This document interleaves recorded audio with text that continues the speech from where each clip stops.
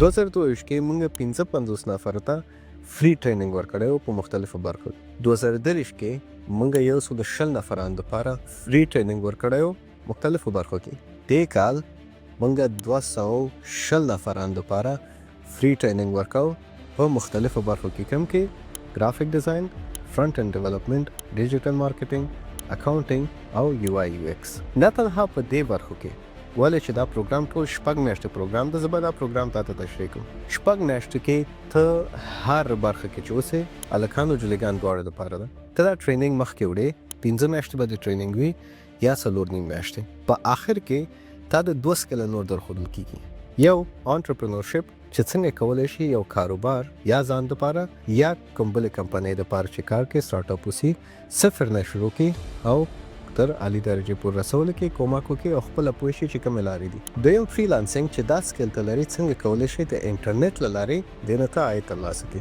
که کور کې ناست اوسې او که کوم بل ولایت کې اوسې او که په چکر وي فرق نه کوي.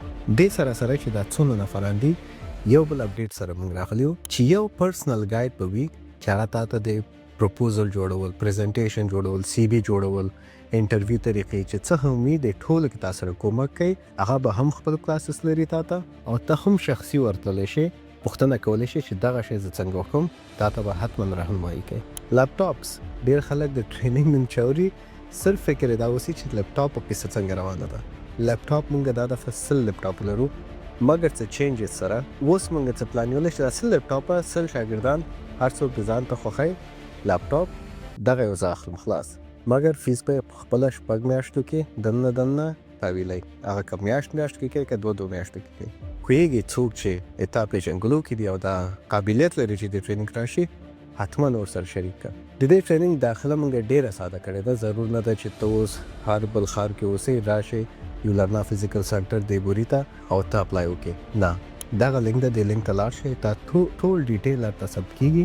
ته به خانه پوری وکې، اتا د سټیټس چې ته کامیاب یې نه یې کامیاب، اتا فیس اتا هر سال ته ټریک کیږي، حساب دی نیول کیږي او مغزه نه آنلاین ټول کارونه دی وکړه. ټریننګ امتحان ورځي ډېرې کمې پاتې دي، څونه هم کولی شي خپل دوستان سره دا ویډیو شریکه کړئ چې هغوی هم خبر شي او دې فرصت نه استفاده وکړي.